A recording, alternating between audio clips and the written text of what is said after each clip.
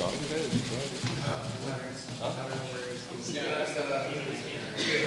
It's on the IR. What?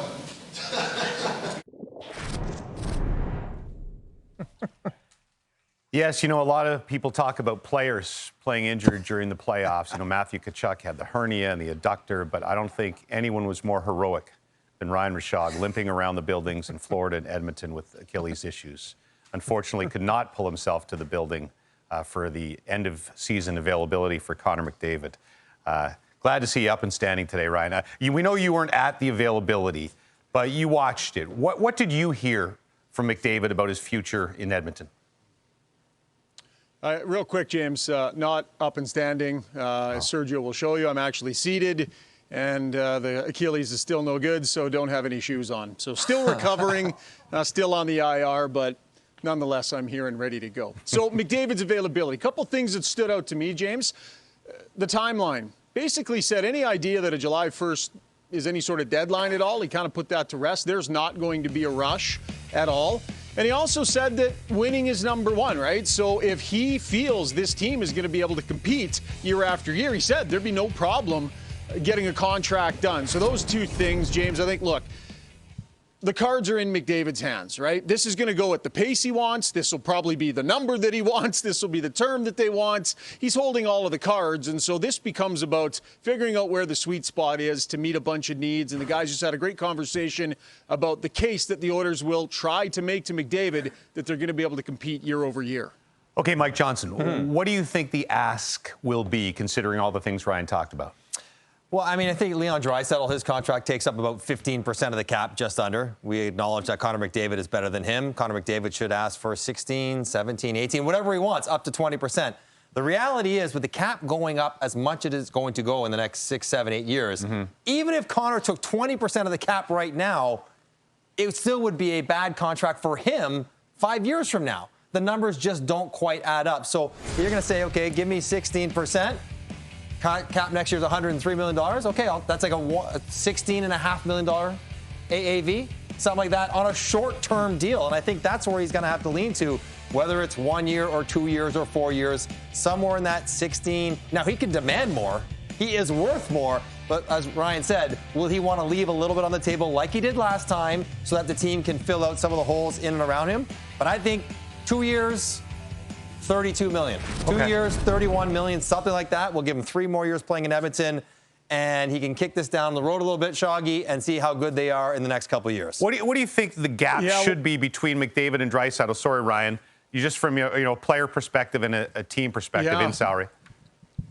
Yeah, that's a really interesting question, right? Leon Draisaitl comes in at $14 million. They had a pretty good idea what was going to happen with the cap when they were negotiating that deal. So that deal is going to look good as they move forward. And the truth is Connor McDavid knows as well as anyone, in any given season, Leon Draisaitl can win a Hart Trophy over Connor McDavid. In any given playoff series, Leon Draisaitl can be every bit as effective. So is it a $4.5 million gap between the two players, a place that McDavid would be comfortable going? I think it's an interesting dynamic. I think he's got to thread the needle between being a high watermark player, understanding he floats all the ships a little bit higher, and, there's some responsibility to do that as the best player in the game, but also he listed winning as his number one priority. Above all else, he wants to know that he can win, and you get into that 17, 18, 19 million a year, you start getting into deals that are prohibitive to doing that. So I think we'll see a sweet spot where there's definitely going to be a gap, but I don't know that we're going to see a $3, $4, $5 million gap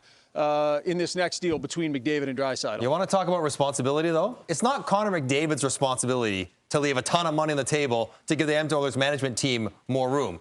It's the management team's responsibility to take the best player in the world, signing for market value, and make sure he has a good team around him. It's not the other way around, and it's not on Connor McDavid leave $4 million a year so that they can go spend it on Victor Arvidsson, and it doesn't work. Make the management team, which is what he's doing, holding them to the fire a little bit, make the right decisions to manage the money. Draisaitl signed, Ryan, on September 3rd of last year. When do you think McDavid, best guess, would sign?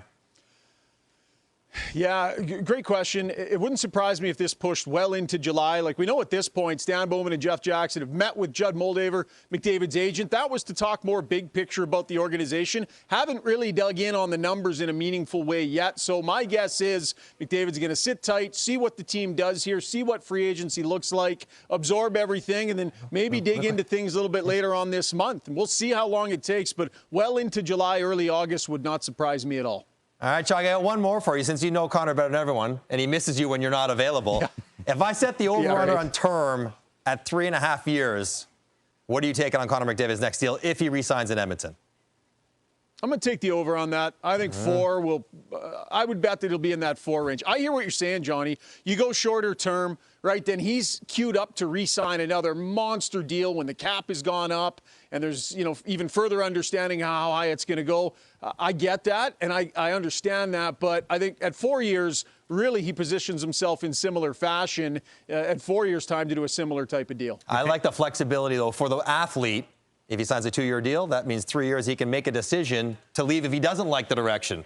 The longer you sign for, the less flexibility you have about where you want to play if you need to make a change of location. Do you think there's any chance at all the Oilers drop the puck in October and he hasn't signed his extension? 100% chance. Absolutely. Absolutely. Depending on what happens, we had the goalie panel talking about the goalies, how they have to round out the rest of the roster. Maybe less likely than likely, but I don't think it's out of the question at all because Connor McDavid still needs to see where the organization's going and what he really wants to do, how long he wants to commit. Ryan, get better. That'll create a lot of noise, James. Won't be a story that'll at create all. a lot of noise.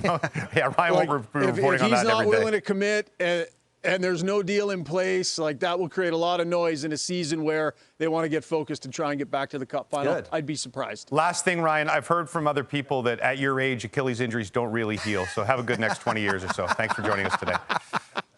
This is Ryan Rishaug. It's actually the goat. We're not done. Look, Nikolai Ehlers is number 1 on our board, but let's face it, this McDavid contract will be the number 1 contract story in hockey going forward. Brian Hayes and the guys have more. All right, boys, let's continue this chat. I mean, we just saw MJ discuss possibly a shorter-term deal. Rishaug expecting maybe 4 years.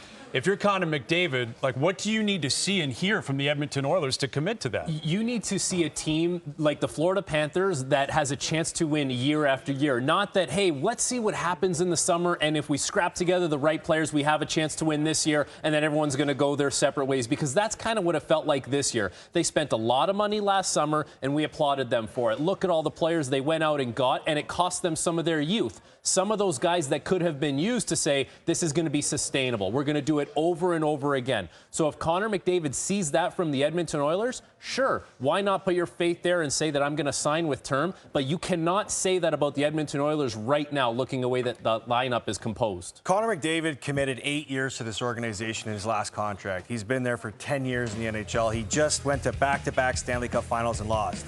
If I'm Connor McDavid, I am not signing a contract with the Edmonton Oilers until I see this organization actually commit to me and build the necessary team around me that includes way better goaltending and way better depth on this roster. Because Connor McDavid wants to win. Why would he commit himself to more years in an organization when he doesn't feel comfortable that he can win and get over that hump? So if you're Connor, I would let it play out, let the team get assembled, maybe even start the season, and then figure it out from there, because it's his decision. Absolutely. He doesn't have to be rushed into this. No, listen, he's not conducive to being selfish. That's not the nature of the sport, especially hockey, when you consider what Florida's doing. And Florida's throwing that in everyone's face right now. Matthew Tkachuk is telling everyone else, we're about the team, nobody else is. Not everyone is built the same way as Florida, exactly. by the way. They are one of one. But I do believe McDavid has the right, we know he does, and should utilize that right to put pressure on the organization. Absolutely. Take a page out of other major athletes. I'd look at a guy like LeBron James, who continued to put forth pressure on the Lakers, on the Cavs, on the Heat. You better continue to prove to me I can win, and not just once. Because I think if you're talking legacy, and it's important to bring that up with a player of his status, nobody in North American sports needs a title more than McDavid. For sure. Right? He needs one, and it may be multiple cups, right? It shouldn't just be, I want to win one and I'm going to put my feet up. Crosby's got 3, Gretzky's got 4, Lemieux's got 2, Orr's got multiple, Howe's got multiple. It's not just show me why I can do it once. You got to do it for year after year after year. And he's already wasted 2 chances. He's been right there twice. Right. And you know what, though? Connor McDavid had a chance in Game 7 2 years ago to take that game over. He didn't do it, right? So I guess Now the question becomes, we know what needs to happen for the Edmonton Oilers. Yes, they need a goaltending upgrade. Yes, they need more depth scattered throughout their lineup. But how do you actually do it? And one of the ways that it might come down to is there might be a guy on that roster that Connor McDavid really likes. But that's your chip, to bring in someone young who becomes a piece that is younger, and you flow through with this timeline to be a team that is consistently competing for a Stanley Cup. What happens then? What if you have to go to Connor and say, we really like Ryan Nugent-Hopkins or whoever it is? I think he'd be fine with it if it means he has a better chance of winning. Right. Because you're right, he's got to commit to that. It may be uncomfortable, but this is what has to happen for you to have a chance to win with the Oilers. He might have to think about that. James, he's not a UFA until this time next year, but could you imagine if McDavid gets to 12 noon next year, July 1?